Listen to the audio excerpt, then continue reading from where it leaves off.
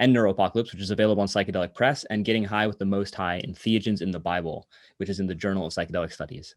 He's also the founder and director of the reforestation organization RAIN, and we're very privileged to have him speak to us today on a topic that we all find very fascinating. So over to you, Danny.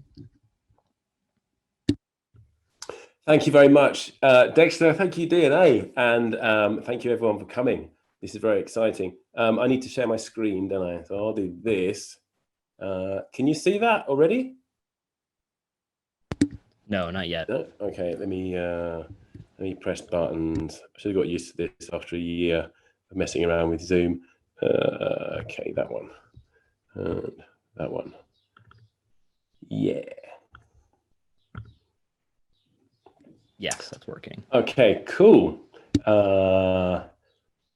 Is it working? Yeah, it's working. Fantastic. All right then, I'll get going. I'm the Reverend Danny Nemu, and I'm very excited. I'm going to be talking about taboo in the Bible and drugs, and I'm talking about this so we can get a historical context on on taboo and a little bit on law as well, and why we have some funny ideas about drugs and if they have any roots in the Bible. And so I'm still just fiddling with things for a minute. How do I get that out of the way? Okay, let's go. So no, because I'm in the way. Can you? I don't think you can see my the full screen there, can you? Can you just see the presentation, or can you see my face and all? I can see your face and the presentation.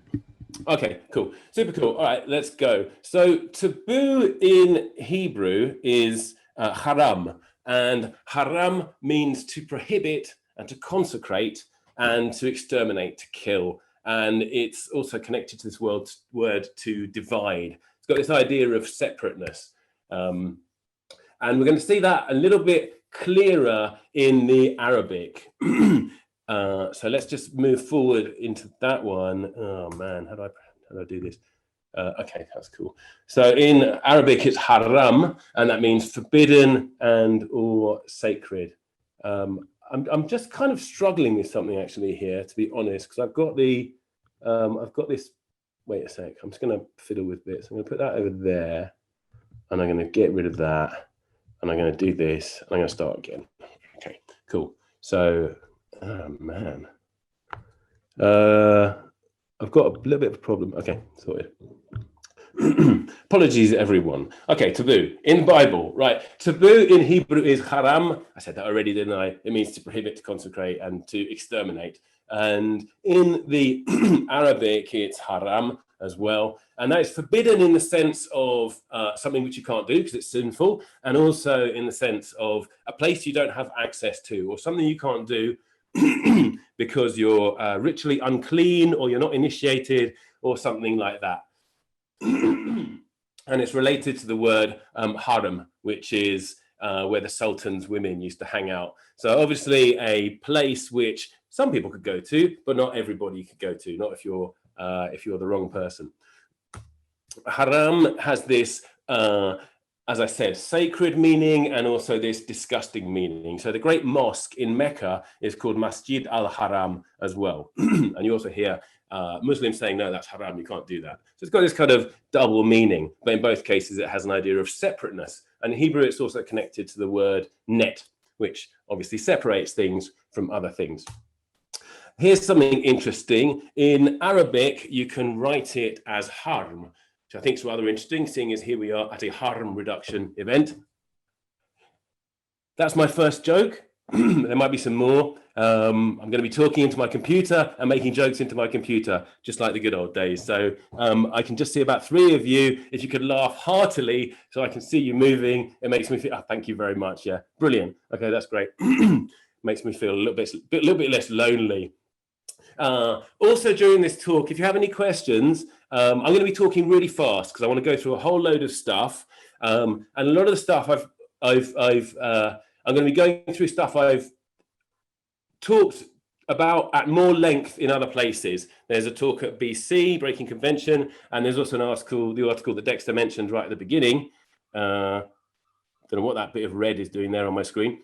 But So I'm going to be racing through stuff, and it's psychopharmacology, and some of it's Hebrew, and some of it gets rather complex. So if you don't understand things, don't worry. There's some of it's going to be in the other talk. But if you want me to stop, then say stop in the chat box, and maybe Dexter will give me a wave, because I'm quite happy to be interrupted. All right, cool. Next one. I've got a red line on my screen. Have you got that as well? Yeah. Oh, Yes. Man, I have no idea what that's doing there. Okay, we'll leave it there. It doesn't matter. So haram is connected to the word harmal, which is Syrian rue, or Paganum harmala. And that's rather interesting, because this is a plant which is found in the Middle East and used in all kinds of ceremonies. For example, in the Hadith of Muhammad, it says, Syrian rue expels devils and averts misfortune. It's used for exorcisms. It's used to call in spirits. So it's a very exalted herb, this thing. And it's rather interesting because it contains harmaline and harmine, which are both monoamine oxidase inhibitors. In fact, the word harmaline comes from the word harmal, which is taboo in Arabic. Or it's the plant which is taboo in Arabic. So what's a monoamine oxidase inhibitor? It's mostly known from ayahuasca. And that's the ayahuasca vine. So ayahuasca brew is made up of two ingredients, normally, a leaf and a vine. And the leaf has got a whole load of DMT in it. But if you take DMT by the spoonful, it won't do very much for you, because the DMT gets broken down in your gut by monoamine oxidase enzymes. If you take DMT along with ayahuasca, along with harmaline or harmine or some of the beta carbolines, what they do is they inhibit those enzymes, which means the DMT can get to your brain and do all kinds of fascinating things. And it's kind of commonly understood that, and mistakenly understood actually, that harmaline and ayahuasca, the vine, doesn't actually have any effect on its own. And it's not actually the case. There's indigenous tribes which drink ayahuasca without any admixtures, and it does have an effect. The visions aren't quite so intense, or nothing like as intense, but the teaching is still there. And in fact, in ayahuasca traditions, they say that the teaching, a lot of them, they'll say that the teaching is in the vine and not in the leaf. So the teaching goes along with the harmal, well, the harmaline and the harmine. In the Hadith of Muhammad and the sayings of Muhammad, there's this rather interesting line: whoever takes a mithqal of harmal in water for 40 mornings each day, so shall wisdom enlighten his heart, and he shall be healed from 72 diseases, the least of which is leprosy. And a mithqal, 4.25 grams, that's a large dose. So this is already quite interesting, because we've got a connection there between the consumption of harmal and the consumption of ayahuasca, because ayahuasca is used to heal the body and also heal the fog of the mind, which keeps us from seeing things clearly. I have my own healing experience with ayahuasca. I got leishmaniasis in the Amazon and was sick for 8 months. And if you want to hear a really gory story about a parasite that tried to overtake my body, then yeah, you can find that in the talk I gave called Racism and Neocolonialism in the Academic Study of Ayahuasca. This 40 mornings is rather interesting as well, because 40 is a rather special number in the Bible. When Jesus goes off into the desert, he goes to the desert for 40 days, and there he gets tempted by Satan. And when he's through that temptation and through that experience, he comes back and he begins his ministry and starts doing all kinds of fascinating things. And in the Old Testament, when Moses goes up the mountain, Mount Sinai, where he goes and receives, well, I'll talk about what he receives in a minute, he does it for 40 days. And so there he is, he's on his own, he's separate. Again, we've got this idea of separation. And he goes up the mountain and he receives these 2 tablets. And they tend to be called the 10 Commandments. And a lot of people think they're 10 Commandments. And that's because the entire Judeo-Christian tradition is wrong about this. If you look in the Bible, they're not called 10 Commandments. They're called Oseret ha-Debarim, which means 10 words, right? The 10 Commandments comes from a completely different chapter in the Bible. It's not 10. But we'll get back onto that a little bit later on in the talk. So this idea of 40, actually, I got a taxi once up in, I think it was Bradford, and the taxi driver was an Afghani, And he was telling me about fasts that they do, that Sufis do for 40 days. And often musicians will spend 40 days in isolation, not eating very much and practicing their instrument. So this idea of 40, a retreat for 40, separate yourself off for 40 days, is something that is quite common in the Middle Eastern tradition. What does the Bible say about taboo? What does it say about drugs? He causeth the grass to grow for the cattle and herb for the service of man. And in Genesis it says, I have given you every green herb for man as meat. So this is quite interesting. It says herb for the service of man, which kind of means that you can do whatever you like with it, really. It could be used for construction, it could be used for medicine, and it could be used for drugs. So it's not just for eating, because you often get kind of Christians, evangelical Christians or whatnot, arguing that, well, it may say that you can have all the herbs. It doesn't say you're meant to smoke them. Well, in the Jewish tradition, there's an idea that what is not forbidden is allowed, right? And the gist of this is that there are no plants which are not kosher. All of the plants are kosher, and that means that all of the drugs are kosher, unless you start smoking frogs and things like that, which are not kosher. So the Bible has no problem with drugs at all. They are not taboo, right? Don't let anyone tell you different. Rastas love that line, by the way, about herb for the service of man. So, and not only are they permitted, but they're also exalted in the Bible. So this is another line from the Song of Songs.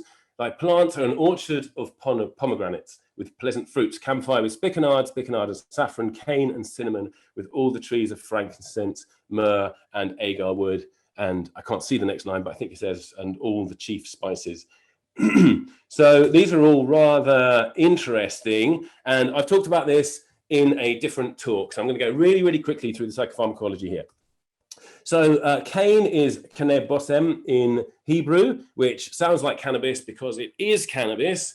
It's said that there is a little bit of debate over this. I think this is a debate between people who aren't prepared to read what is very clearly in the Bible. We've got, not only have you got the literary evidence about cane being cannabis, but you've also got the fact that every other tribe in the region was using cannabis. You've got Herodotus visits the Scythians in 500 BC and describes cannabis being thrown on the fire after the Scythians have folded down the flaps of their tent to make a hot box. And when they throw it on the fire, they jump up and they dance and sing. We've also got archaeological evidence. We've got Scythian vessels with cannabis in it. You've got Ramses II's mummy was found with cannabis pollen on it. And as we're going to see later, from the southern tip of the Judahite Empire, you have from the 8th century, you've got archaeological evidence as well. But we'll get onto that in a minute. But what about all these other things? Myrrh, frankincense, the gifts of the Magi to Jesus Christ, and all these other ones. Well, they're all drugs. And every single thing in that list, in fact, from the Song of Songs is drugs. And just going through them quickly, we've got opioid agonists. That's things that work at the opioid system or on the opioid receptors, like opium and heroin, for example. So myrrh works on those. And myrrh is a wonderful plant, particularly pleasant. It's still used for, it's still used in certain tribes. It's still used in certain places, infused in wine to make you high, basically. Frankincense has got, works on the GABA system and the TRPV3 ion channel. We'll talk about that later. We've got saffron, which is it's wonderful stuff. It smokes. My daughter won some. I think her teacher came back from India or something, and they got to pick something out of a box, and she picked the saffron and said, I'll take this home to my dad. So I smoked it. Saffron is marvelous to smoke. It's really good stuff. It's in Islamic jurisprudence, this is one of the drugs which causes joy. It's one of the permitted drugs. Spikenard is interesting, as well as boosting those neurotransmitters, GABA, serotonin, and dopamine. It's also neuroprotective. When you get a buildup of things like dopamine in the synapse, we're going to be talking about the neurobiology of this later, it can be poisonous. And certain chemicals that are in spikenard, certain chemicals that are in saffron, and also in agar wood, protect the brain from the damage that can be done there. So we're talking about very, very complex interactions here. You can see already we've got GABA receptor agonists. We've also got GABA receptor modulators. We're going to get into that a little bit more later. But basically, these drugs are working at different parts of the neuron and different parts of the synapse to cause this kind of cumulative effect. So, for example, smoking a joint and eating frankincense, which I recommend highly, is quite different to smoking 2 joints or eating 2 chunks of frankincense. By the way, don't eat too much frankincense. You want to have about the amount of 2 garden peas. If you have more than that, it starts to offend the your guts a little bit, start to offend the flora in your guts. Generally, be careful with these things. They are, just because they're legal and just because they're in the Bible doesn't mean to say you can't hurt yourself with them.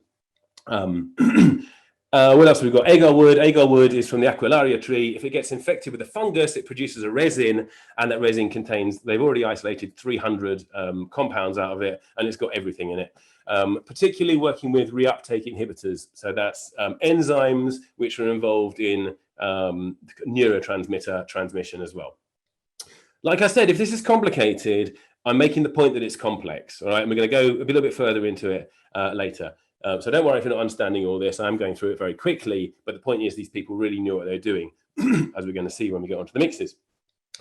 Camphor, for example, that's henna. We don't know of any psychoactive compounds in henna, but we do know that it's used in traditional societies as an aphrodisiac. So maybe they know something that we didn't.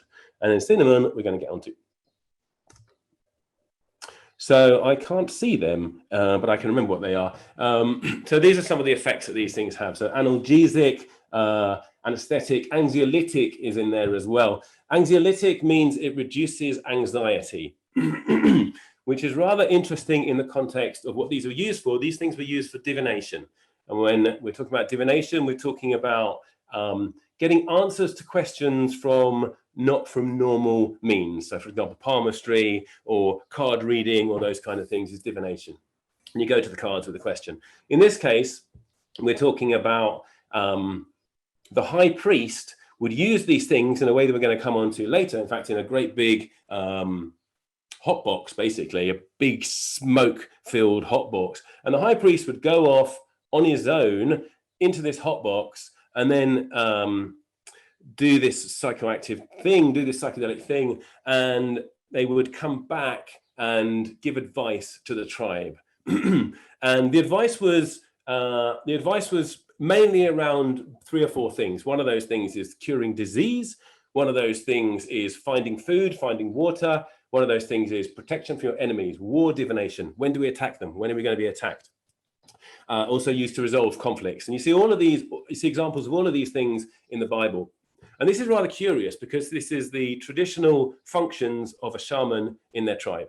Wherever you are, whether you're in the Indonesian tribe or if you're in the jungle in Brazil or wherever it might be, the shaman generally goes off on his own or her own, goes and takes their ayahuasca and their mushrooms, and they come back and they give you some advice. And it may be about curing a disease, it may be about resolving a problem, maybe about finding game or finding something you need, and also for war divination, because the shaman's job is to protect his tribe, and those are the things which threaten the tribe: disease, war, and starvation.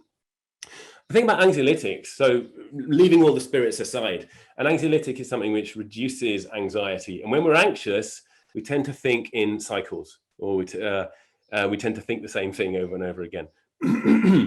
You see this in rats, actually. When you inject a rat with an anxiolytic, something which reduces anxiety, and you put it in a maze with an open top, with a kind of area with an open top, rats don't really like exploring areas with an open top because, they're worried about having a bird sweep down and eat them, basically. So generally rats, they try to kind of stick behind things or around the side of things so birds can't get at them. But if you inject them with an anxiolytic, or if you give them frankincense or something like that, then they start to explore a little bit more freely around the maze and not so worried about getting eaten. It's a little bit like that in our mind. We tend to behave in the same kind of ways until we open up, and if we're anxious, which is why addiction is particularly connected to anxiety. And often if we're anxious, we might think, oh yeah, I think I need that other cigarette. But if we get over the anxiety, it can be easier to break that cycle and start to think about things in a more open way.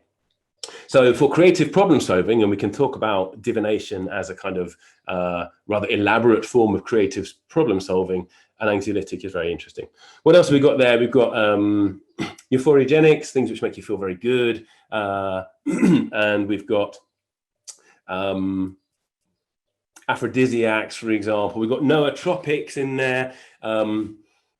So coming back to the aphrodisiacs and the euphorogenics, myrrh and the opioid system particularly, they make you feel very good. Things like heroin, for example. Obviously, I wouldn't condone the use of heroin. This is a haram reduction event. If you're going to use heroin, use it in a sacred fashion. That's my second joke. What else have we got? We've got, nootropics. Nootropics are things which help you remember, spikenard in particular. This is rather interesting because, again, for divination purposes, if you go into the hot box and you get some incredible revelation which is going to help your tribe, and then you come out and you've forgotten it, it's not going to be very, very useful. And anyone who's familiar with smoking cannabis will know that cannabis interferes with laying down memories, whereas spikenard helps you lay down memories. So that's rather curious as well. So none of these things are forbidden, and some mixtures are also not forbidden. In fact, they're recommended. This is from, I can't see where it is. I think it's from Proverbs, this one. I have sprinkled my bed with myrrh, aloes, and cinnamon. Come, let us drink our fill of love. Until morning, let us delight ourselves with caresses. So you can see a very clear reference to myrrh and aloes and cinnamon being aphrodisiac and potentially euphorogenic as well. Makes you feel good. However, some mixtures are taboo, some mixtures are forbidden, and this is one of them. It's the anointing oil, shemen hamishcha. Mishcha comes from the word mashah, which means to wipe or to paint. It's where we get the word massage from, mashah. In Hebrew, the anointed one is Mashiach, which when it's brought into our language, it's Messiah. So the Messiah is the anointed one. And traditionally, it wasn't necessarily what we think of Messiah as today. The Messiah was an anointed king. In fact, all of the kings were anointed. In order to become a king, you had to be anointed. That was part of the whole gig of being a king. And also, in order to be a priest, you had to be anointed with this stuff. And those two roles, the king and the priest, or all of the priests, are at the juncture between the deity and the tribe. Those two, the king is following the instructions of the deity, and the priest is kind of mediating the links between them, according to how the Israelites thought about things. So what is in this stuff? Oh no, I'll tell you one more thing about the taboo aspect of it. So we've already heard, you can't make this stuff. You could make it up. If you make this stuff up and you put it on if a commoner made this stuff, i.e., someone who's not from the priestly caste of the Israelites, then they could be cut off from their tribe. They could be kicked out of the tribe, which is quite a big deal if you're living in the desert. Also, if it was put upon a stranger, people could be kicked out of the tribe. Another way that this is taboo is that it's taken inside the tabernacle, and there is the tabernacle. So the tabernacle is a tent in the desert, and there's a guy at the front there. You can see he's a Korahite, and the Korahites were a particular family of the priests, and his job was to protect the tabernacle, not to let anybody in. And if you tried to get in, he would kill you. The Korahites were involved in mediating everything that's taboo, everything that's haram. For example, it was the Korahites who made up all these drugs. Things like the anointing oil, for example. Also, the showbread we're going to talk about, the incense we're going to talk about. They made the wine as well. Back in the day, they used to steep things in wine. So it's a whole lot more psychoactive than wine that we might be familiar with. Oh, hello. Yeah, I just saw a question from, I think, Annie. She was wondering, is that where the traditional anointing of the king or queen in the British monarchy comes from? Yeah. Yeah, exactly. The king and the queen, they have this very strange relationship with the Jewish faith, and in fact, I'm told that they circumcise their children, and they get a rabbi to do it as well, which is rather curious, I think. So yeah, that's exactly where it comes from. Although the ingredients might be a little different, I don't know if they do it with the same amount. And in fact, the chrism is a ritual which is still practiced in the Eastern Orthodox churches, for example. Again, they use a little bit of dribble of oil. They don't spread it all over. It's not like a basting and a baking like happened back in the day. So the Korahites, they were also the executors. So again, you remember that meaning of haram as to kill or to utterly destroy. And finally, they were the temple musicians, which is rather the ritual musicians, which is again rather curious until you think about exactly what ritual music does in the context. And what it can do is it can take you to another zone, take you up into a separate place, which is again this idea of haram, this kind of separateness. So inside the tabernacle is where all of the priests were anointed with this anointing oil. I can't read some of that. And Samuel took the horn of oil and anointed him in the midst of his brethren. I think it says, and the spirit of Yahweh came upon him from that day forward. So that is this oil was very specifically used to introduce the king to Yahweh and to introduce the priests to Yahweh. Taboos. While I'm on the subject of taboos, you might notice I'm saying the word Yahweh a lot. Rabbis really get upset when I do that. Well, sorry about that. So taboos. There are a couple of taboos around the anointing oil. One of them is that if you had it put upon you, you were not allowed to go outside of the tabernacle, lest ye die. And another one is that before putting the anointing oil on, then you were not to get drunk, basically, which is a good idea because it's full of tranquilizers, and getting drunk and taking tranquilizers can be a bad thing, as happened to some great musicians of history. So what's it got in it, this stuff? Well, it's got, as you can see, myrrh, cassia, and cinnamon. Now, cassia is a type of cinnamon as well. So you've got two types of cinnamon, Cinnamomum verum and Cinnamomum cassia, and then cannabis and myrrh. And this gets a little bit complicated. Not too complicated. So in the same way that ayahuasca is a mix of two plants, and one of those inhibits enzymes, and the other one is the active compound, which doesn't get to your brain unless you inhibit the enzymes. So something similar is happening here, but it's a different enzyme system. It's the cytochrome enzyme system, and there are 6 enzymes in this which are involved in breaking down about 99% of the drugs which you're likely to encounter as a human. And then they're called CYP1A2, and et cetera, et cetera. Now, 5 of these are inhibited by cinnamon, and one of them is inhibited by cassia. So the mixture of cinnamon and cassia together and anointed on the skin in large doses basically knocks out your entire defense system for drugs. And that means that your cannabis is going to last a lot longer, but it's also going to be a whole lot stronger because there's a lot of things in myrrh, for example, in cannabis, and in all the drugs we're going to be talking about as we go on, which are they wouldn't get to your brain at all. They wouldn't get they wouldn't get into your system. They wouldn't get into your brain if you didn't have your enzymes inhibited.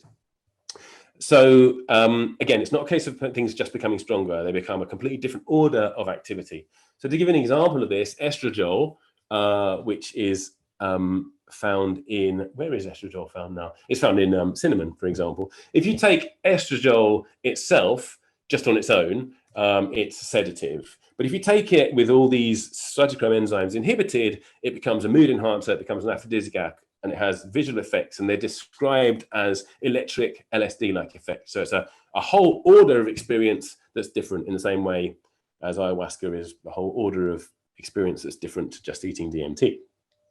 Eugenol and LMSin, both of them are contained in myrrh. Similar kind of, those are both broken down by the cytochrome enzymes. There's a whole load of other ones as well that are in these things. Here's something rather complicated and I think incredible. Cannabis has an effect on one of those enzymes to activate it. It doesn't inhibit it, it does the opposite. It makes it work better. And that's rather, it kind of messes up the system a little bit, because if you're trying to inhibit those enzymes and you're putting cannabis in there and it's making the enzyme work better, then it means that all the other drugs are not going to be broken down in the same way. But, and here's something really, really curious, there is a way of stopping not the function of this enzyme, but actually the production of the enzyme. You can basically interfere with the genetics, with the DNA, so that particular protein, that particular enzyme isn't produced. And the way you do that is with pomegranate. Basically, if you eat a load of pomegranate, then the CYP1A2 enzyme is not produced by the body. And let's go back to that garden. Thy plants are an orchard of pomegranates with present fruits. And then you've got all these other things. So you've got a massive load of pomegranates and then all of these other drugs. Note also that in the story of Persephone, who goes down into the underworld, it's not the pomegranate that takes her down into the underworld, but she has 6 seeds of pomegranate, and then she has to stay in the underworld after she eats them. So I think there's something that the ancient Greeks knew about this as well. The showbread, I want to get through this quite quickly, actually, because I've got some really interesting stuff to get to. The showbread, lechem ha-panim, we don't know what was in that, except that it contained frankincense. This was something, so all of the priests would go in, they'd be anointed with the anointing oil all over their bodies, well, probably all over their bodies, and then the not high priests would go and eat the showbread. And we don't know, as I said, we don't know what was in it, but we do know that it was taken in very small doses. In the time of the high priest Simeon the Upright, it was taken in olive-sized doses, and later it was taken in bean-sized doses. And the later priests weren't as good at making it as Simeon the Upright was. And there's this kind of comment about how these things were accursed. And this is from the Talmud, by the way. So some of the priests took bean-sized doses, and some was left over. And some of them decided they didn't want it, and the voracious ones accepted and consumed. And it once happened that a particular priest took his own share and his friends, and he was nicknamed Robber until his death. This is all straight from the Talmud. You see it in my other talk. I find that absolutely fascinating because it tallies so well with drug law. We've got very, very small doses. We've got one dealer who makes it better than the other one. We've got people who've had enough. We've got people who are greedy and want more. We've even got the nickname that sticks. And I don't know if any of you have got a friend called, I don't know, Greedy Steve or Drug Hoover Sally or something like that. But those things can last quite a long time from a particular event at a festival. And then we come on to the tabernacle incense. Again, absolutely rammed full of drugs. In the Bible, it's described as containing stacta, onycha, galbanum, and frankincense. There's a little bit of disagreement about what all those things are, but stacta, Pliny says that it's a high-grade myrrh. Onycha looks very much like labdamen. This is all described in my journal article. Another works on the GABA receptors and the beta-2 adrenoreceptors.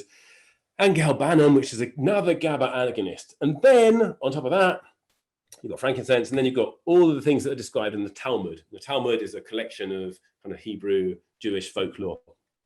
Myrrh, cassia, spikenard, saffron, so on and so forth. All of these things are psychoactive. So this is the guy who made this stuff. If he omitted one of the spices, he was liable to the death penalty. Right, very serious stuff. And then again, we've got a taboo there. If you do it wrong, you get killed. Right, so the making of this stuff was really very, very well.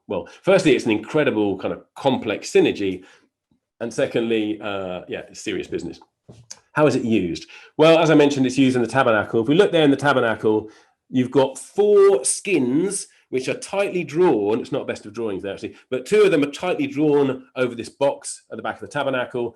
And it's a 4.5 meter cubed hot box, basically. And that veil that you can see there, it's very thick. It's described as the thickness of a man's hand, right? Just curious, you don't really need a very thick veil to keep prying eyes out. And if it's, if the idea is to keep Yahweh in, well, good luck with that. But what it does do is it makes a very tight seal. And then the high priest would be oiled up, and then he'd go into this hot box at the back of the tabernacle. And we also, by the way, we know that hot boxes were used in other tribes in the area.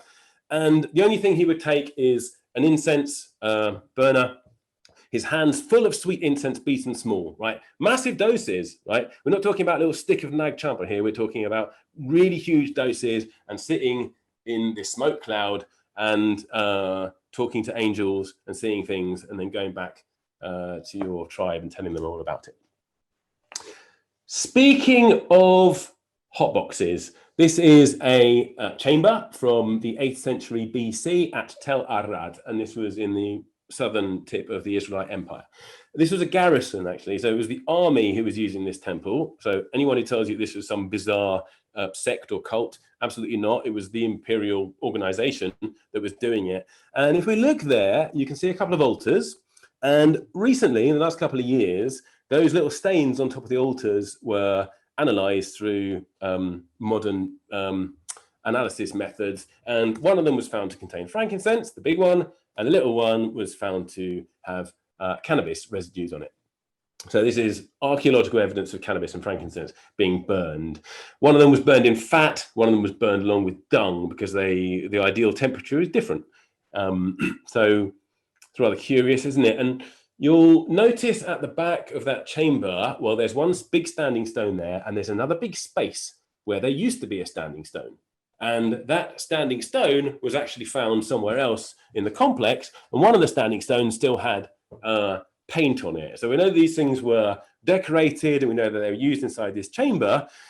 And they were used with, so you had a big altar and a big stone. You had a small altar and a small stone, a big altar to frankincense, small altar to cannabis. What's going on here?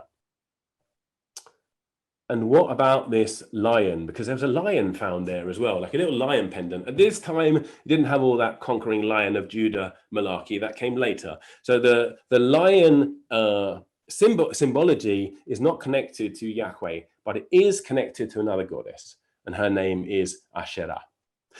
And if you go 30 kilometers down the road from Tel Arad, you go to, you find there's another shrine there, and from the same period, and there's an inscription there that says to Yahweh and his Asherah, to Yahweh and his wife. And you see this inscription in various places around the Judahite Empire.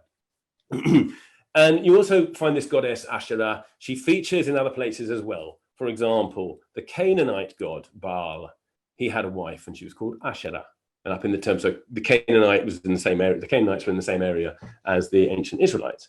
Also at Babylon, and one of the ancient authors describes how many tons of frankincense were burnt on the main altar to Baal at Babylon, the Temple of Babylon. And the fact that there's a main altar suggests that there's a less main altar. So this is rather curious. We've got two altars. We've got a male god. We've got a female god. And we've got these things burnt to them. Frankincense is still in the Bible. It still remains sacred particularly sacred to Yahweh. For example, there's something called a sin offering, which is an offering you make if you've done something naughty. But you are specifically forbidden from offering frankincense as a sin offering. And what else? You're not allowed to sell frankincense to a criminal, for example. So there's taboos around frankincense because it's particularly exalted. And perhaps one of the reasons why one of the wise men who went and visited Christ brought along his frankincense was one of the particularly exalted resins. There she is in her glory, Asherah, standing on a lion. That's from an Egyptian relief there. So it looks like we have examples of, straight up paganism from the 8th century BC in the southern part of Israel.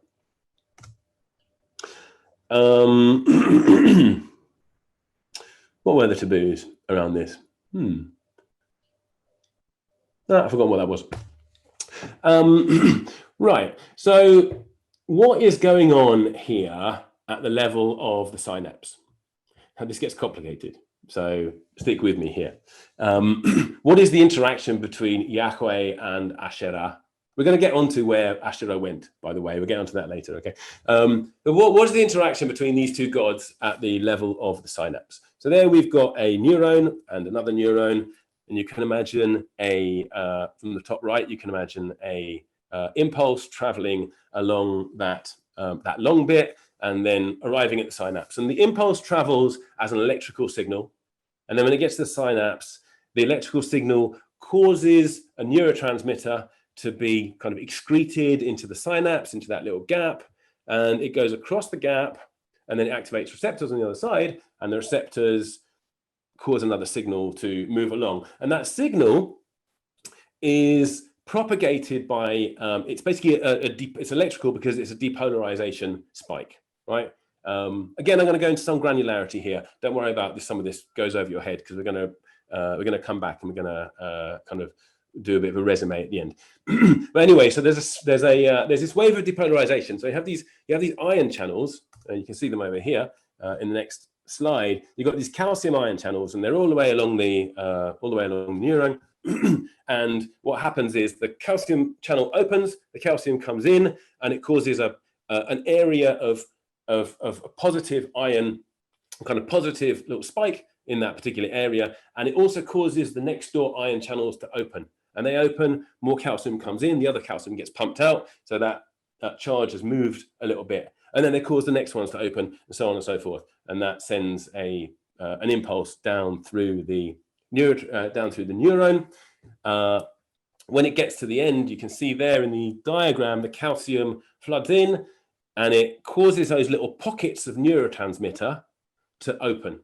They come down to the end of the cell, they open into the synaptic cleft, and then the contents spill out, they activate a receptor on the other side, and then two things happen. One thing is that the receptor causes more calcium channels to open, causes another little message, electrical message to continue, but also the neurotransmitter gets breakdown. And this is happening like many, many times a second. It's all very quick. Now, the reason I'm going to some granularity about this is because I want to explain all the different places which cannabis and frankincense work at the synapse. So let's have a look. That is the CB1 receptor. And let's see what cannabis does. And right, so those neurotransmitters, the purple bits, in some cells, they're GABA, and they're called GABAergic cells. In some cells, they're dopamine, and some cells, you've got all kinds of different neurotransmitters. And GABA is the most common one. It's on 40% of your cells. So what happens when cannabis interacts with a GABAergic cell, a cell with GABA in it? Well, THC comes along and it causes, it basically makes those little pockets less likely to spill their guts into the synaptic cleft, right? So we can say that THC in a GABAergic cell, in a GABA cell, reduces the amount of GABA that comes into the synaptic cleft, all right? So that's quite interesting. And then if we look at what happens with frankincense, frankincense has got a bunch of different stuff in it. One of the things it has in it is called dihydroabiatic acid. We're going to call that DHA here. DHA works in a completely different way on the other side of the synaptic cleft. So what it does is it modulates the receptor, the GABA receptor. And what that means is it makes it more likely to fire with less neurotransmitter. So a kind of metaphor you could use here. Imagine a whole bunch of men trying to push open a garage door, right? Imagine the neurotransmitter was the men. And in this case, the garage, if it was a GABA cell, if you had cannabis, there would be less men that could be bothered to go and push on the door. But if you also have the frankincense there, it's a bit like the door gets oiled, so it becomes easier to open, right? So the cannabis is moving things one way, and the GABA is moving in the opposite direction. So we have a kind of balancing effect here. It's a little bit more complicated because there's other compounds like CBD, and they do other things. But so that's the gist of it, is that THC goes one way with GABA, and frankincense goes the other way. Can you just give me a nod if this is making sense so far? Yeah? Okay, cool. Thank you. I can only see 3 of you anyway, so I'm just guessing the rest of you are cool. Right, so that's a GABAergic cell. If we now move into a dopaminergic cell, which is same system except that the neurotransmitter is dopamine and not GABA, what happens? So you've got CB1 receptor, THC comes along, and it causes the opposite effect. So this case, it causes more neurotransmitter to spill into the cleft, which is the opposite to a GABAergic cell. GABAergic cell reduces, dopaminergic, it increases the amount of neurotransmitter.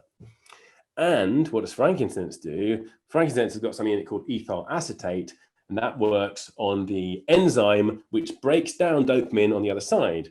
So off it goes, it's the acetylcholinesterase enzyme. There it goes, and it inhibits that enzyme. So the enzyme doesn't work, and that means that the neurotransmitter, the dopamine, doesn't get broken down. So this is rather interesting because you have on the presynaptic cleft, you have more dopamine being produced and released into the synapse, and on the other side, you've got something that keeps the dopamine in there for a long time. So you've got basically both of these things increase the amount of dopamine in the synaptic cleft. So they're working in the same direction, which is different to the GABAergic cell. Increases the amount of dopamine.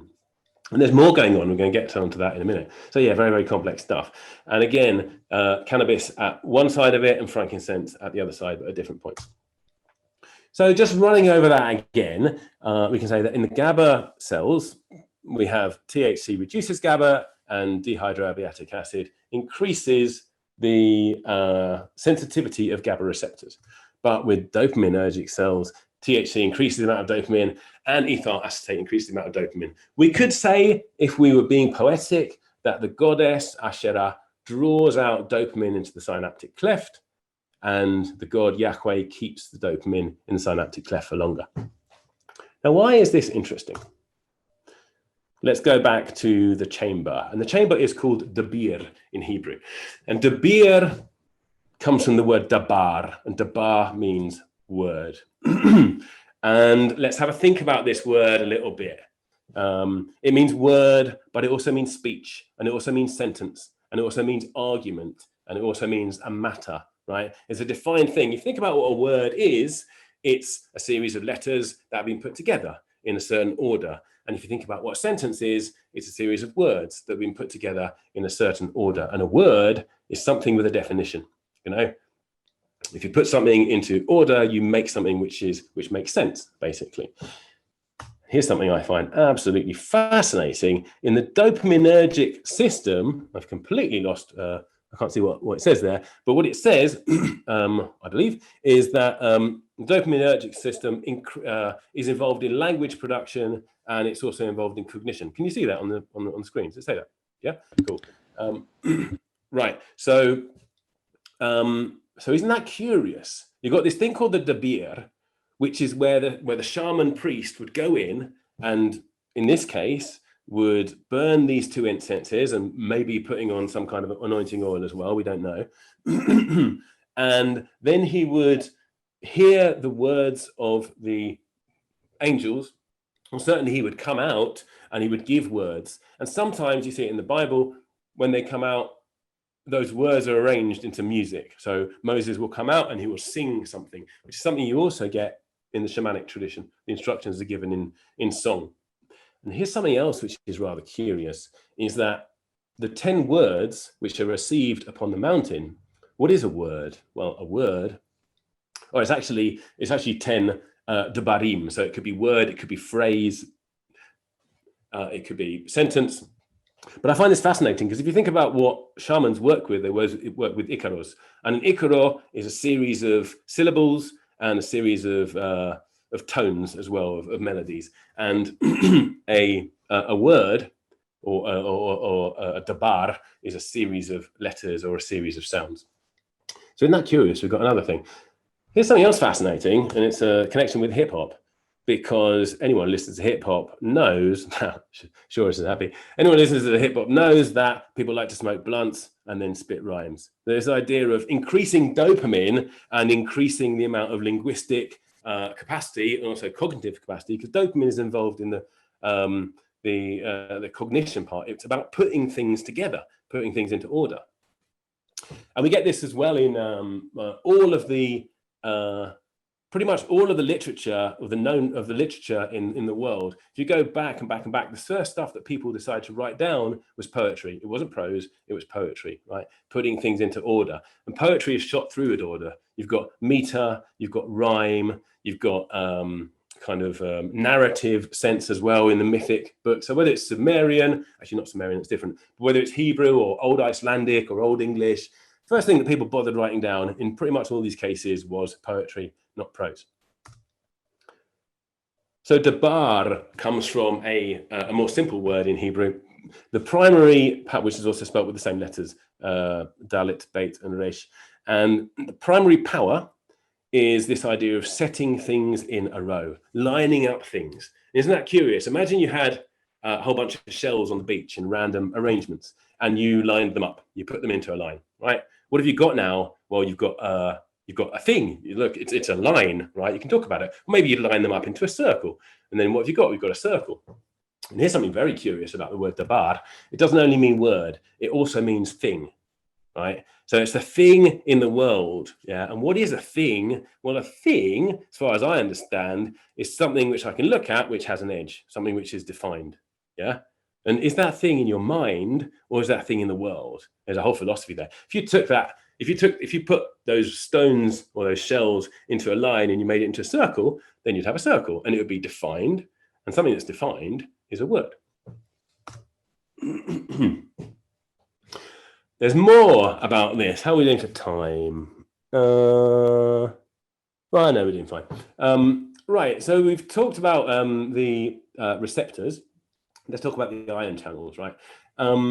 again, a little bit complicated. We tend to think of the brain as billions of neurons which are kind of spitting information at each other, but there's a whole other level of organization in the brain, and that's the ion channels. We also already talked about the calcium channels. Let's talk about the TRPV channels. Now, TRPV channels are involved in a whole load of different stuff. They're involved in temperature perception. They're involved in taste, for example. They're involved in pressure. They're involved in a whole load of things. And in the brain, what they do is when you have something that affects the ion channels, it basically makes a particular neuron more or less likely to fire, depending on which way it goes, right? And their functions are quite kind of distributed. We know that, for example, TRPV3, which is affected by incense or acetate, which is in frankincense, we know that that's involved in temperature perception in the skin, right? So yeah, but it's really widely distributed in the brain as well, TRPV3 ion channel. And up until recently, we didn't know anything about it. We do know a little bit more about it now. And we'll get onto that in a second. But if you eat frankincense, it feels a little bit cold, and it also has a taste, which is rather curious. These things are involved in, I'll give you another example. There's one of the TRPV channels is involved in both sweetness and heat, yeah? And there's a reason that your hot chocolate tastes sweeter when it's hot than when if you leave it to go cold, it gets less sweet. Now, why is that? It's because it works on the TRPV channels, right? And it's the particular channel which is involved in both both hotness, heat, and also, I need some more dopamine, and also sweetness and also heat. So back to TRPV3, right, and frankincense. So you think about these kind of areas of the brain which have a bunch of different chemicals which are affecting the TRPV3s, making things more likely to fire and less likely to fire. Now, oh man, I can't read it, but I know what it says. So one thing I did find about what TRPV3 is involved in is about migraine, and very specifically migraine with aura, because you get different types of migraine. You just get a headache, that seems to be connected to TRPV1, and you get migraine with aura, which is connected to TRPV3. And the data for this, by the way, it comes from a particular big study of I think it was a Spanish population or a Hispanic population, and people with a variant a variant type of TRPV3, they're more likely to get migraines with aura. So I think we can say that there's a connection between aura and TRPV3. Now, what is the aura? The aura is the feeling and the set of experiences which people get before a migraine and also before an epileptic fit, right? And it can be things like vertigo, it can be things like smells, it can be tingles, it can be deja vu, which is rather curious when we're talking about divination and telling what's going to happen in the future. It can also be flashing lights, right? It depends on where the depolarization is. If it's in here in your visual cortex, sorry, it's back around there. If it's there in your visual cortex, then you might see kind of lights moving around, you know. If it's in the auditory cortex, you might hear words or hear voices, things like that. If it gets into the temporal lobes, what I'm talking about an area of kind of irregular, it's actually regular, but an area of activity which is not normal, right? Which is what happens when you have an epileptic fit, and it seems to be what happens when you have a migraine as well. So they can do different things. Sometimes people will feel the sense of a presence, and sometimes people will see, for example, an ancestor, or they'll see a very specific character, you know. And in the Bible, or in kind of religious literature, for example, Saint Raphael is often the very specific angel which comes and announces that the Annunciation, for example. Something that might happen. Oh wait, is that Raphael or Gabriel? I've actually forgotten. It's one of the two. But yeah, so some people know they're about to have an epileptic fit because they'll see a very, very specific character who turns up, which seems very, very much like kind of announcing the thing. What else happens? Convulsions happen, terror and awe happens, and things like that. There's another rather curious, I think, connection with epilepsy and this whole prophetic state, which people were trying to create in this this technology, which is, I saw this one case, I saw a couple of cases actually, where one of them was where a woman had her epilepsy medication reduced, and she started compulsively writing poetry. And you get this with epilepsy occasionally. You get people kind of compulsively versifying or compulsively writing or something like that. So it seems that this whole kind of TRPV3 or this whole complex of epilepsy also has something to do with production of language as well. Yeah, so all very curious stuff, I think. This is a somebody who's describing an epileptic fit as it's happening. I'm going to read it out. It was the smell that told me. I smelt things like burning herbs. Or you still feel the same smell. And in fact, sometimes it's the other way around. A certain smell can trigger an epileptic fit, or it can be a word, or it can be like there's one guy who every time he played basketball, he'd have an epileptic fit. And there was another person who every time they heard, I think it was a Sean Paul song, if I'm not mistaken. But anyway, it was some kind of reggae song that got in the charts. And every time this song came on the radio, or if there was a party, it would set off an epileptic fit. So we see where these kind of almost literally a magic word, or a word which causes a brain effect. So we've got this connection between words and these kind of strange experiences, presence experiences, mystical experiences. And you can imagine that, actually. You can imagine people going in there with their 10 words, their sacred words, having a whole load of these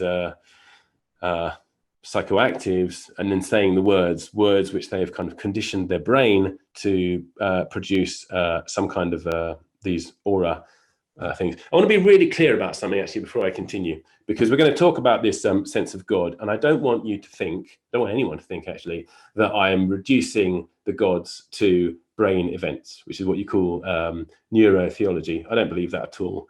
I think Yahweh may communicate through brain events, but I don't think you can say that. I don't think you can say, therefore, the brain event, the brain destabilization means that Yahweh doesn't exist. In the same way that I'm not wearing my glasses now, if I put my glasses on, I might see someone across the road. It doesn't mean to say that the person is created by my glasses, right?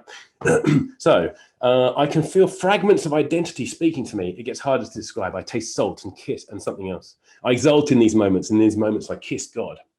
Do you doubt that you contain an infinity of shades? 2 minutes later, I break open like a chrysalis, I split. Do not doubt that you taste eternity. I want to remember these keys. The keys look like bone, like brick, pyramids and saints' toes. It's beautiful, this thing. This is a low-level epileptic fit. He describes actually at the beginning before I've started writing it. By the way, this is in my second book, this description. A lot of this stuff is in my book, Neuroapocalypse. But yeah, very much a religious experience on the way into an epileptic fit. And in fact, epileptics are more likely to believe in God. Here's another curious thing. Frankincense is an anticonvulsant. You may have seen YouTube videos of someone having an epileptic fit, being fed a joint, and then the convulsions stopping. Very famously, what's his name? Billy Shaldwell, I think his name was, and his mum, Charlotte, who brought some cannabis into the country because her poor son was having epileptic fits over and over again. Frankincense is another one which is anticonvulsant. It can reduce epileptic fits as well. So isn't that curious? It seems that, imagine that you could provoke an aura experience without going as far as having the epileptic fit. Now, that would be a very useful technology. So what happened to this goddess, Asherah? I can't read it. It's telling a story of the reforms of Josiah and how the Asherah poles and the stones were smashed and the place was filled with human bones, right? The stones were dragged down, they were destroyed. And when this happened, a particular point in history, the 8th century, in fact, because the whole Israelite religion was reformed. It was reformed in, I think, a very sinister way. The feminine goddess was expelled, and there was a massacre all the way through the empire, and the priests were killed, but also the priestesses were killed. They're described in the book of Kings, for example, as temple prostitutes. All of these stones are smashed. These high places were smashed, brought down, loads and loads of people killed, and then the whole religion changes, and it becomes centralized. In fact, as you can see in this next. We'll get to that in a second. So, the religion became centralized, right? So your local shrine was where you went in order to you had to take your economic produce, basically. If you made a whole load of barley, you had to take it to your local shrine, you'd give some of it to the priest, and then it'd be consecrated. Again, it would be a way of making it not taboo anymore to eat. If you had the firstborn of your flocks, for example, if you had a sheep or something, and it had the first lamb, you'd have to give to your local priest. Well, what happened with this centralization of the religion was also a centralization of economic power. And it meant that from that moment forward, if you had some economic produce, you had to take it all the way to Jerusalem. The priests would take their tithe, they'd give some of it to the king, and then you could eat it. So pretty sinister economic move there. This story, we'll get onto that in a second. So yeah, so you used to have two tablets, or rather two stones in the back, and two gods being worshipped on these two different size altars. And this all got lost, didn't it? Or did it? Because if you look at the tabernacle, the Ark of the Covenant, right? Covenant means alliance, the Ark of the Alliance. If you know much about shamanism, you know that it's all about making alliances with spirits. You can see that there's two angels sitting on top of the magic box, which is rather curious. And what's inside the magic box? Two tablets sitting inside the magic box. So, I think this is rather curious that you've got this kind of dualism going on right inside that box. And back to this idea of commandments, the 10 commandments. Well, what are they? I am the Lord your God. That's not a commandment, that's a statement. Some of these are rubbish. You imagine, like, Moses goes up the mountain, spends 40 days, and he's like, on day 23, he goes, oh yeah, I've got it. Thou shalt not covet thy neighbor's ox. I just don't buy it. I mean, the guy's totally high on manna. I don't know, we're not going to have time to get, unless if you ask me a question, I'll maybe answer it about manna. But manna is a whole different story, and it looks very much to me, you see this in my other talks as well in my book, that it is ergot.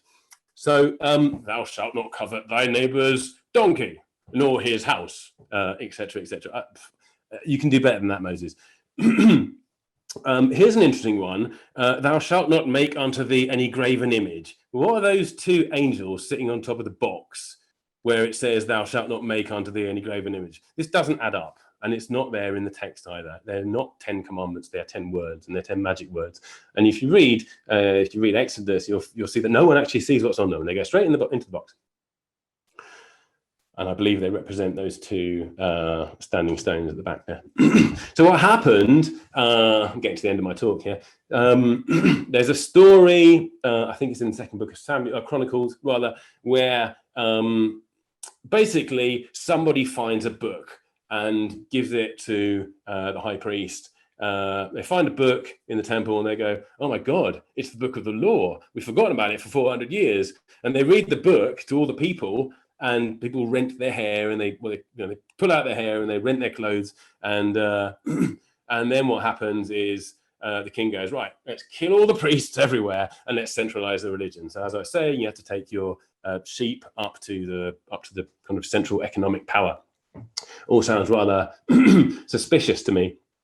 So the reason this is taboo is because something that was absolutely normal up until the 8th century suddenly became taboo, which was worshipping the female goddess and also worshipping at various shrines throughout the land. I guess the final thing I want to say about this is that book we call it Deuteronomy, the book of the law, is not there in the earlier bits of the Bible. People think of the Bible as a book. Bible is not really a book. Bible is a bit more like a library. In fact, there's at least 4 documents that go into the Bible. One of them is written probably around the 10th century BC. Hasn't got a single. It's got one law in it, and the law is don't eat blood. No other laws, right? Later on, you get a second level of the book, which is called the Elohist.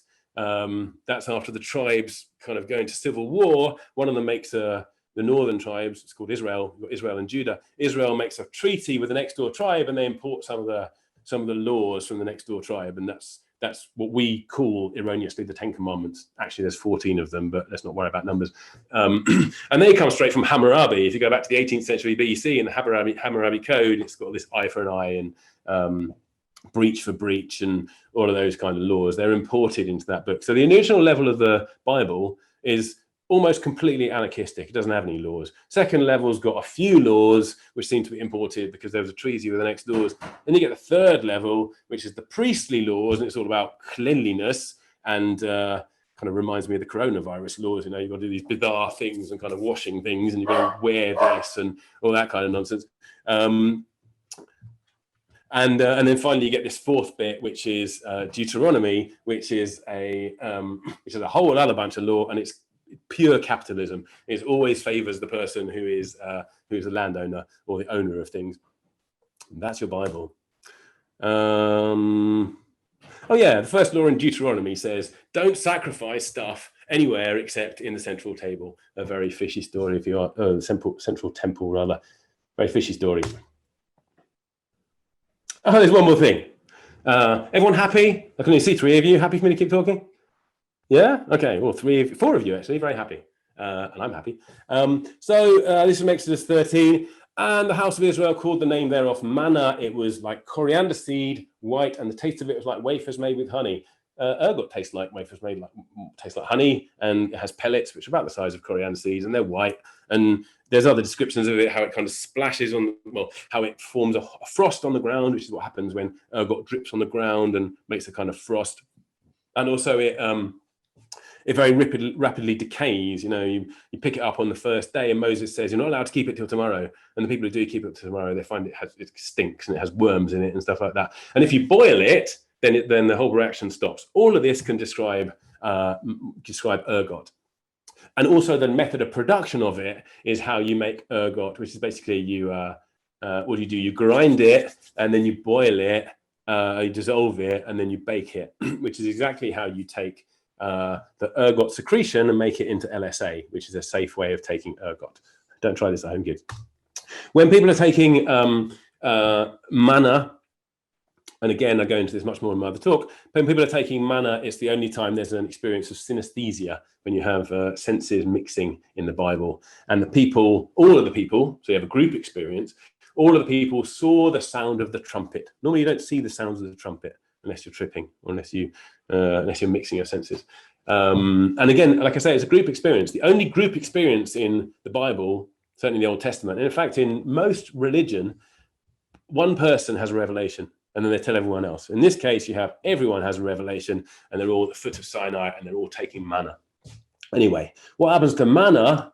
Well, and Moses said, this is the thing which Yahweh hath commanded. Let an amount of it be kept throughout your generations, that they may see the bread wherewith I fed you in the wilderness when I brought you out forth from the land of Egypt. Right, so what Moses is saying here is keep this bit of manna so everyone can see it. That's in verse 32. Verse 33, and Moses said unto Aaron, take a jar and put an omer full of manna therein, and lay it up before Yahweh to be kept throughout your generations. As Yahweh commanded Moses, so Aaron laid it up before the testimony to be kept. This is rather fishy. It's extremely fishy, because firstly, Moses is saying, let everyone see this stuff. And secondly, Moses is saying, put it there in the tabernacle where nobody can see it. Right? That's rather curious. I mean, just the fact that Moses gives 2 instructions is pretty curious. And the fact that the second one contradicts the first one is very curious. What's really curious is the testimony at this part of the story doesn't even exist yet. The tabernacle hasn't been built yet. This whole story is completely out of whack. It's out of order, literally out of order. And textual scholars look at this. They call those lines 33 and 34 interpolation, which basically means you get another bit of text from a later book, and it gets put back into an earlier story. And you get this in various places in the Bible, which is why, for example, Noah's flood lasts for 40 days in one bit, and then suddenly it lasts for 150 days. Why is that? Because it's 2 stories that have been joined together. Or you get who's the guy with the coat? Joseph. Joseph gets picked up by one tribe, and then suddenly it's another tribe, and these stories kind of mesh together. So here's a bit where, for whatever reason, and the reason is suddenly manna becomes taboo, becomes off limits to everybody, and gets stuck into the tabernacle. So things at different points of time in history as well can become taboo sometimes. And and then they wandered around for 40 years in the desert. There's that number 40 again, which is connected to death and rebirth. 40 is in Gematria, 40 is the number of the letter Mem, which means womb. We've already heard about Moses and we've heard about Jesus. 40 is the weeks of pregnancy, for example. On the 40th day, 40 is when you first can detect a heartbeat in a baby as well. 40th day of after conception. Last thing I'm going to say, the wilderness. So where are they wandering around? They're wandering around through the wilderness. And the wilderness in Hebrew is midbar. And if you look at that, that's the combination of the word dabar, which means word, and mem, which means womb, and also the number 40. Which is rather curious, isn't it? The womb of the word. That is the end of my talk. These are a couple of books that I've written. The second one there, Neuroapocalypse. What I've just talked you through is one chapter in that. The rest of the book is about linguistics, about psychology. It's got a whole load of things about neuroscience and the neuroscience of strange experience. Quite a lot about autism, quite a lot about people in desperate situations when they kind of release powers. The gist of the book, Neuroapocalypse, is about how we go beyond our limits, whether that's through drugs, whether that's through kind of practices, etc. Those two purple links there, they're not actually links, those two purple articles, one is an article, one's a talk. And then Science Revealed, my first book, which is about the history of science and place of revelation in the history of science. Oh, I want to say one more thing. This is really important. If you try the mixture of frankincense and cannabis, it's lovely. If you're a person who gets paranoid on cannabis, try frankincense as well. Chew up a little bit before you do it and then see what happens, because the mixture of the two is just marvelous. And I want to say one more thing. I do another thing. I run a reforestation organization called RAIN, and we are broke. We are broke as. I would love to spend more time researching weird things in the Bible, but I'm kind of, yeah. If you have enjoyed my talk, and if you get into frankincense and cannabis and it does something for you, please think about going and giving us some money, please. That would be marvelous. Thank you very much. Someone give Danny a quick round of applause. That was excellent. I can feel the love, man. It's very strange, like I say, talking to a computer. What a weird one, you know. Well, I do it every day, but I'm not normally observed doing it. Yeah, thank you very much. I mean, that was filled with so many points of marvelous insight. Definitely, I can tell that you've done a tremendous amount of research into this. Tremendous amount of drugs as well. Good. Well, we have a number of questions here, and some are really really great. Linus has just asked, who's in my back garden, when did these ritual drugs stop being used in practice? Right. Okay. That's a really good question. There's a at the end of Shabbat, there's a service called Havdalah, which is when you say goodbye to Shabbat, and they pass around a spice box and people inhale the spice box, right? There's remnants of this all over the place. The burning of, let me think, ritual burning of frankincense and myrrh, we get that in church, that's still going on. People don't tend to eat frankincense and myrrh these days, which is a shame because it's really good. There are rabbis still using cannabis in a ritual sense. You get medieval texts, medieval grimoires, Jewish grimoires, kind of books of the occult, which recommend the use of cannabis as well. Can't remember the exact century, I think 14th century, something around then. Again, Chris Bennett is the guy to look into about this.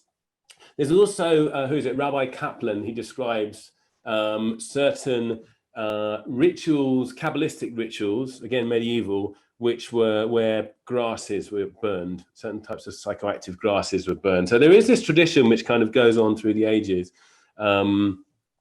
Yeah, it seems to have gone somewhat underground, but you know, there's a very lively drug culture. I mean, if you ever see the Israelis in Goa or something, you know, there's a very particular where they're well into their drugs anyway.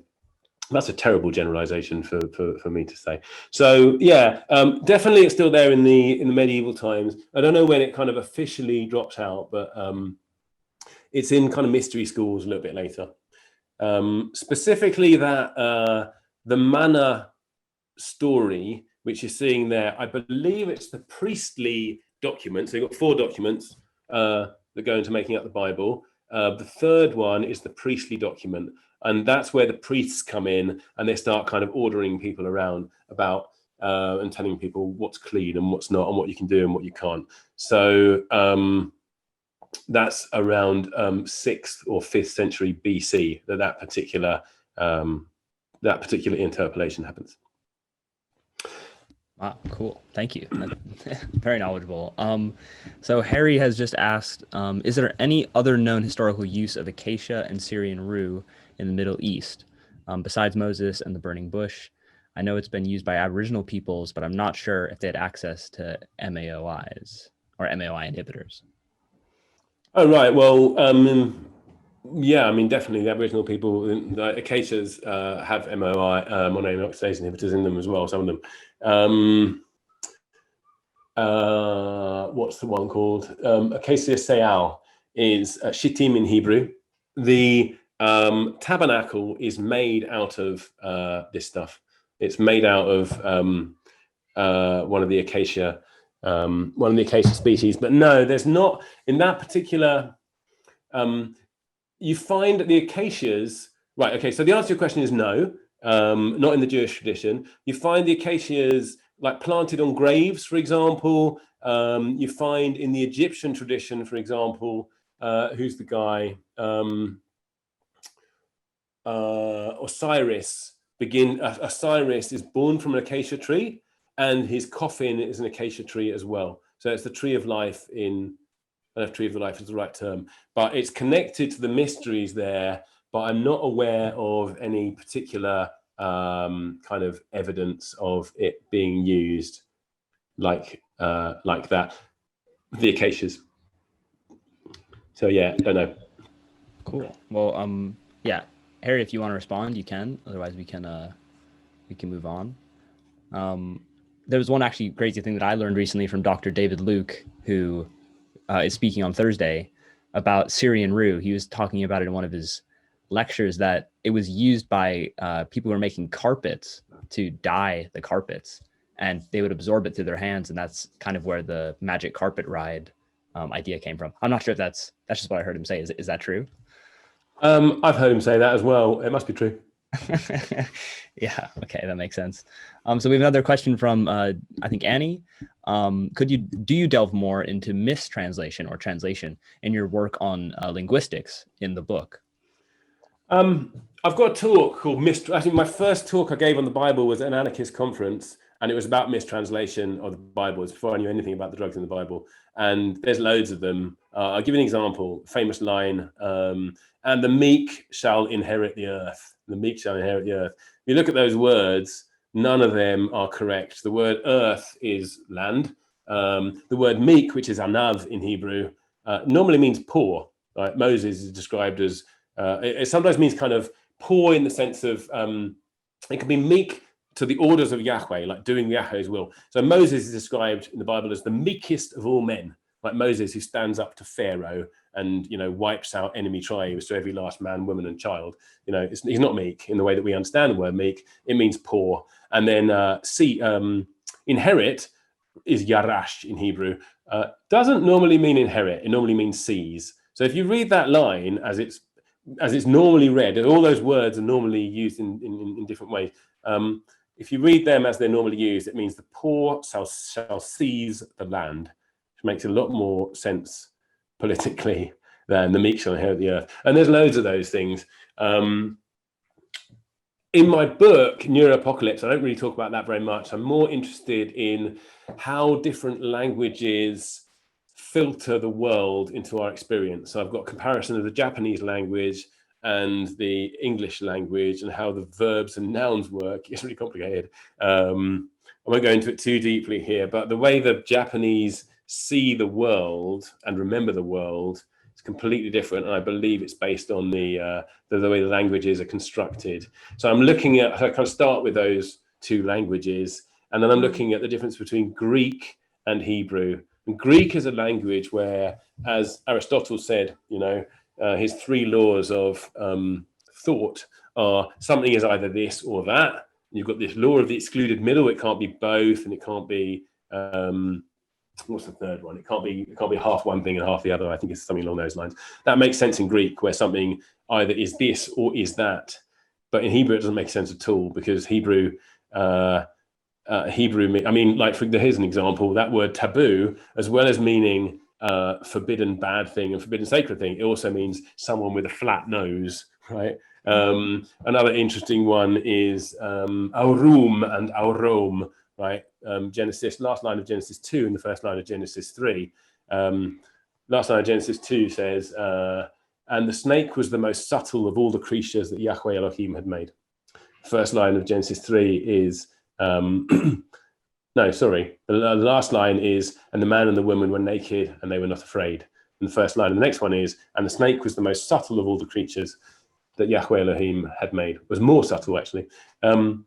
Now, that word naked and that word subtle is the same word in Hebrew, which is curious. And then when God says to, or Yahweh Elohim rather, says to Adam, why did you hide from me? He says, because I was naked. It can also mean prudent. So the same word can mean prudent, naked, and subtle. And in Proverbs, for example, the word aurum, or arom, it's pronounced different ways because you don't have vowels in the Bible. It means it's normally a virtue rather than a vice. Normally a good thing rather than a bad thing, right? So Hebrew is a very, very poetic language, a very complex language. I'm looking at what happens, or A, I'm looking at how people think in different languages, and B, I'm looking at historically what happens when you go from one language to the other and how law comes into that, right? Because the law is something in the Jewish tradition, it's something you argue over, and that's the gist of the tradition is really bizarre arguments about what words mean, and if you do a backflip in your kind of logical reasoning, then you get extra points. And then when you get to the kind of Christian tradition, you get Paul saying, listen, you have to believe this and you can't believe that, and you've got this church who believe one thing and next door church believe another thing, and all this kind of stuff. It doesn't really happen in the Hebrew tradition, because you can believe, it doesn't really matter. You're not trying to work out what it means. You're trying to work out what it can mean and what arguments it opens up and what kind of, So the idea of how law comes out of that, Zeno talks about this. Zeno says, you drop grains of sand, when does it become a pile? Because that idea of something being one thing and then suddenly being another thing, it's obviously, that's how we tend to think. But Zeno said, no, that doesn't make sense. And in Hebrew, it's a lot harder to make that mistake in Hebrew if you're thinking in Hebrew. Answer your question? Wow. Yeah, that was. Yeah, totally. And you answered the second question I was going to ask, which was, did you look at Genesis as well? Because that was what kind of sparked my interest in translation and mistranslation in the Bible when it comes to kind of mind-altering substances, was Terence McKenna's work. And him just, I think there's a sentence in one of his books and he just says, Adam and Eve ate mushrooms. It wasn't an apple, it was psilocybin. And I was like, that's an interesting claim. And so, in the mistranslation, apple, quince, and then all of these other things that they consumed that made them aware of their mortality. Yeah. So the word there is, that line that I talked about today, which was your orchard of pleasant fruits, right? That means growing thing. Yeah. So it could be apple, it could be mushrooms. Obviously James McKenna was well into his mushrooms. So you could kind of take that any way you like. But apple, I think that probably comes more from the Roman tradition, the connection with Venus. Cool. Yeah, that makes sense. So Linus has asked, do you find cases of epileptics from other world religions, e.g. Hinduism or Buddhism, having experiences of higher beings? I'd love to be able to answer that question. That's a really interesting question. I can't think of one. But what I will say is that in the Bible, you have Daniel, for example, who exhibits all of the kind of he kind of goes into convulsions when he sees writing on the wall. A lot of the things that Daniel does, he kind of blacks out and comes back, seem very much like a epileptic fits. You got this line from the Psalms which says, "If I forget thee, Jerusalem, let my tongue go silent and let my right hand lose its cunning," which sounds like a hemi. What do you call it? Hemi. It's not a balism, but when you have a kind of seizure on one side and you can't speak. You know. Also, is it? I can't remember if it's Enoch or Elijah, but there's another one. There's actually analyses of some of the biblical prophets according to kind of epileptic traits. And just while I'm talking about that as well, something to note. I don't think that all the prophets were on drugs. In fact, I'm sure of it. You know, I think the drugs were basically used by the priest, and the priest didn't have that natural access, so they kind of had to cheat. Cheat's not the right word, but they had to use kind of different means. But I mean, Linus, if you learn more about other things from other traditions, that'd be great. Something like Moses, which is very interesting. Moses, he's described as uncircumcised of lips, and in the line where it says that, it has this kind of gam. It's got this going gang in the line, and analysis of that. Some people think that it's describing a guy with a stutter. You know, he says because Yahweh says to him, Yahweh says to him, you go to Egypt, and he says, I can't go and talk to Pharaoh. You know, I'm not good with my mouth. You know, I've got a stutter. And Yahweh says, it's all right. I will be in your mouth and I will speak for you. So you've got other kind of. This is another thing that's in my book Neuroapocalypse. I'm very interested in neurodiversity and the superpowers, not just superpowers, the different things that neurodiverse brains can come up with, and the different ways that those things that we tend to think of as conditions or disabilities or something like that can actually open new worlds. So yeah, I'd love to hear about what was going on in the Hindu traditions there. Yeah, cool. Well, we have a slightly connected question.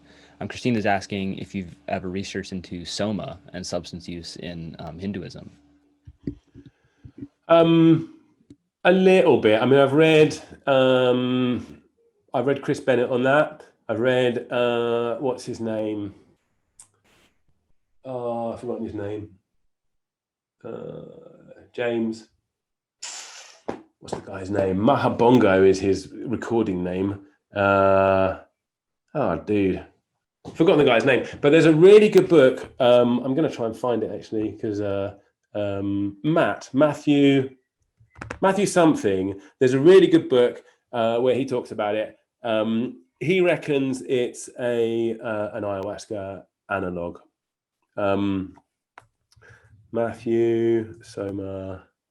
I'm going to try and find it.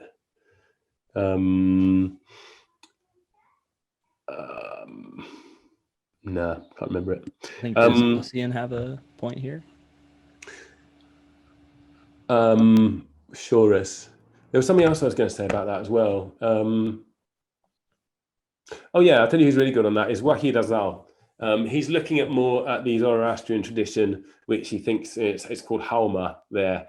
And he's looking at the kind of the other side of, I think it's which river is it? It might be the Indus River. But yeah, no, I tend to focus on the Bible, to be honest. I've listened to some of these things, but I haven't looked too far into them because I don't really understand the languages, and I don't want to be too much of a dilettante and kind of. I'll tell you what I have looked into, the connection between those mysteries and the kind of the Jewish mysteries is some of the words. I think in Genesis, the God names, not the God name, sorry, the word Genesis begins Bereshit bara, first letters Beit Resh Aleph, and the name of the creator God in the Puranic literature is Brahman, which is the first three letters as well, Bara, which I find that rather curious, and it also means to stutter. And you know, the kind of word which is an unconscious word is burp, which is the same kind of bara. So I'm very interested in that. There's other ones as well. For example, shin, the letter shin in Hebrew, which is connected to destruction. It's represented with a kind of, that's what it looks like. It looks like kind of three-pronged letter. I believe that's connected. I don't know, not connected directly, but Shiva, the name Shiva is the destroyer god. And I think that there are specific phonemes which babies produce. The reason a baby is called a baby is because the first plosive that babies produce is ba ba ba ba ba. That's why it's called babbling. So about half babies, they start with ba ba ba ba ba. Some of them start with da da da. Before that, you have if you're sucking at the teat, a baby will say ma ma ma ma ma ma ma ma, and then you get kind of that mama in Hebrew, it's ima. You get that ma in Sanskrit is that word, and then abba, you get that plosive abba, and it's interesting because abba has to stop the flow of the breath, whereas amma doesn't. Right. So when you get and the term ab and ba in Hebrew means things like digging or brandishing a sword, where there's quite kind of aggressive actions, and which is the opposite of and so I look at some of the linguistics, because I think that the way that Genesis develops, one of the ways you can read it is the way that words develop. Right. One of the first words is om, for example. V'yomer Elohim. Elohim said. To say is om in Hebrew. Om, and then you get yom, the first word that is said, and he called it day, yom in Hebrew. So that's om plus the ya, and the ya, God, I could talk about this for hours, but the ya is a sound which doesn't break. It's a semi-vowel. It doesn't actually break the flow. It's not like a ba, which breaks the flow, but it kind of concentrates it. So like ya, like yom, you can't extend the ya sound or the wa sound, which you find in Yahweh. You can't say yi, so it's a letter which focuses, and focus in Hebrew is to point is yad, and that thing that Jews point to their book with, it's called a yad as well, right? So yeah, I like this kind of stuff. Cool, thanks. Just you are also still sharing your screen, unless you didn't want to. I've got something awful on there. That's all right, isn't it? No, yeah, it's all good. I just wanted to make sure you were doing it. No, I cleaned my hard drive, don't worry. We've got a few more great questions here. Linus has asked, you largely talked about the Old Testament. Was there much going on with drugs and Jesus? Yeah, I don't think Jesus was a mushroom. But yeah, Jesus anoints, he is the Messiah. He's the anointed one. In some of the apocryphal gospels, or the gospels which don't get into the Bible, he anoints people. And in, I can't remember which book it is, but he asks his disciples to go off and anoint the sick. So yes, there is certainly the anointing oil is in the New Testament. Well, there's frankincense and myrrh right at the beginning.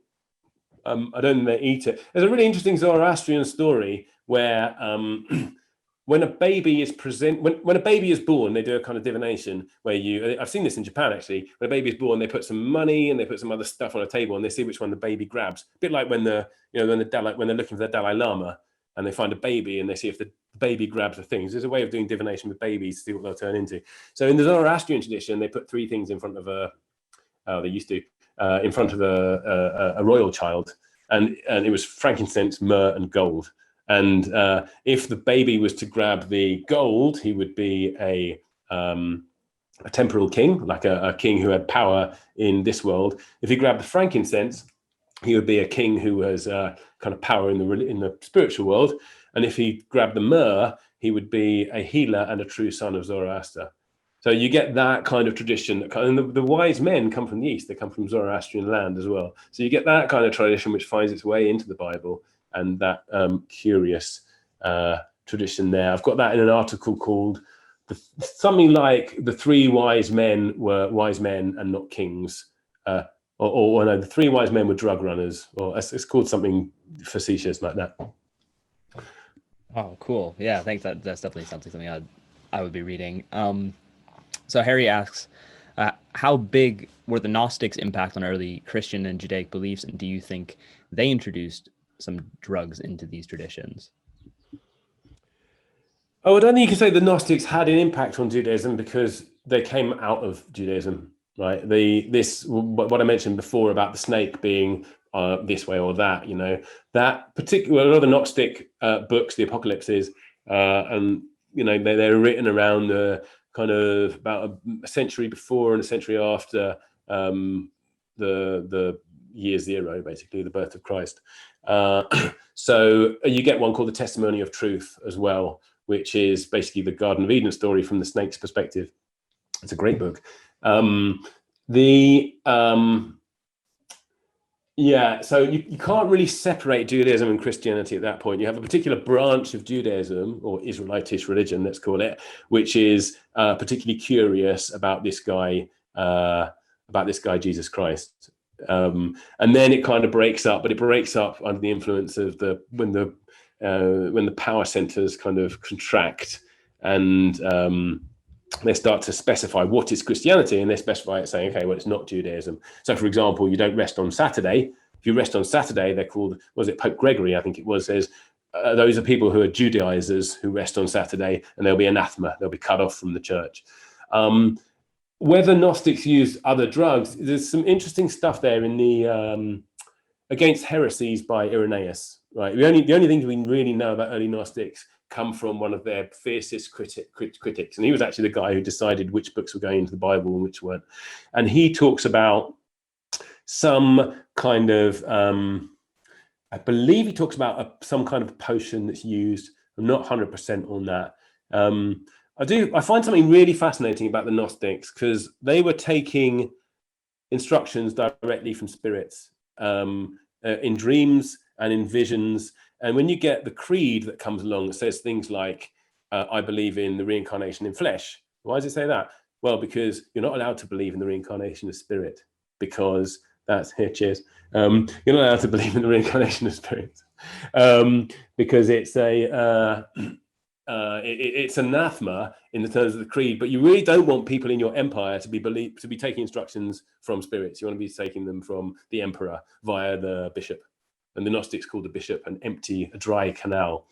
The other thing, while we're talking about Gnostics, I think one of the things I'm fascinated, because I'm really into the history of science. My first book, there it is, about the history of science and revelation in the history of science.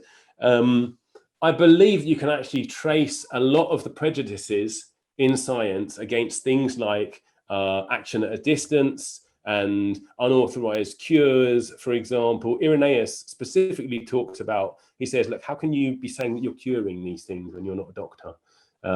Which is very much what you see in kind of criticisms of unorthodox medicine today. Complaining about, there's all kinds of areas where the way that science is managed today mirrors what happened with the Gnostics, the way it's stamped out, the way you get. Yeah, I could talk about that for absolutely ages, but that's in Science Revealed. Awesome, thank you. I mean, I have one very burning question, which was coming up just really as you were getting into all of the kind of chemistry and really interesting psychopharmacology that you were talking about. How did they figure all this stuff out? Like, how did they figure out the combinations between cannabis and frankincense? Like, do you have any theories about how they did this, or is there other research out there? Yes, I have a theory. Well, it says in the Bible, Yahweh told them. You know, if you ask an indigenous shaman where they got their ideas, they will say, well, ayahuasca told us. You know, where do you know about ayahuasca? The plants told us. Listen, man, the plants told us. So where did they, I think that's probably about right. You know, the plants told them. The combination of cinnamon and cassia and myrrh goes all the way back to the Middle Bronze Age, like pre-Israelitish culture. It's the Egyptians were making this stuff and exporting it to Rome. So, and the Egyptians knew all kinds of outrageous stuff about star law and how to build pyramids. You know, that's pretty impressive. So yeah, I don't know. I don't think it's trial and error. But then, where do we get ideas from? I don't know. I mean, my books were written about a year after I started drinking. This is when I lived in Japan.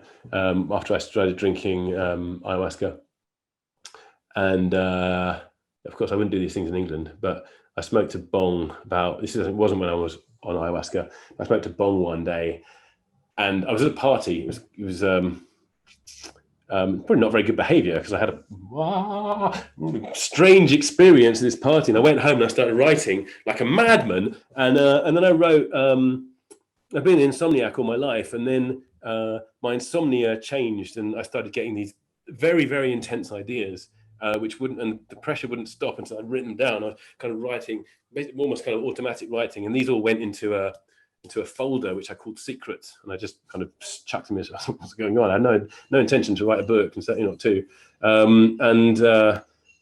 They all, a friend of mine, she saw some travel writing I'd done on the internet, and she said, "Oh, have you read anything else?" I said, "Well, just these scrappy bits of paper." She goes, "Well, can I read them?" And I'm like, "Probably not, because they're barely legible, but I'll read one to you."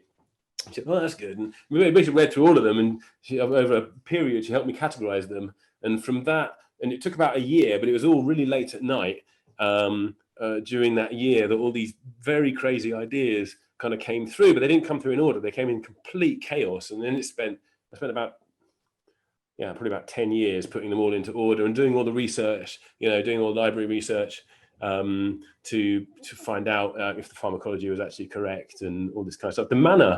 The idea of mana, I can't remember how I kind of came up with that. And then later I found out that Dan Merker had come up with some of the same ideas in one of his books, but hadn't developed the argument very far. And so I don't know, who knows, but invisible places, basically. Excellent. Yeah, I like that kind of mystical answer. Thank you. So the last question will be from Linus, and he asks, is the female god totally cut off from the Christian tradition, or is there space for her? So this is one of the things that Gnostics were and post-Gnostics as well, the Marian religions. Mary is still in Brazil, for example. Mary is the goddess. You've got the Black Madonna, for example, Maria Aparecida, who was the story goes, I think it was King Philip came to Brazil, and someone went fishing for him, and they didn't find any fish, but they drag up the net went into the sea, and they brought up the head of a statue, and then the net went to the sea again, and they brought up the body of the statue, and this is the Black Madonna, Maria Aparecida, and she's widely worshipped in Brazil. And you've got that in Brazil, you've got the Mary Iemanjá crossover as well from the Orishas religion. So I think I don't know if it's the right question. If there's space for her, it's how much are we going to listen to her, and how, I mean, she's there anyway, and she's insistent. She appears. And I think she's mostly limited by what we tend to think of her. If we have this idea that she's all kind of, I don't know, whatever problems you might have with your mum, that she might be like that, or whatever it might be. But so the church authorities have desperately tried to stamp out the worship of Mary for 2,000 years, not a bit less than that, and it hasn't worked. So I mean, they have burnt you at the stake in the past, but they won't do that anymore. But she's alive and well. Well, thank you for that. And also thank you very much for the incredible presentation. I mean, you've sparked a lot of ideas in my own mind, and I'm sure everyone else here as well. So cheers. Thanks, people. It's been a real pleasure.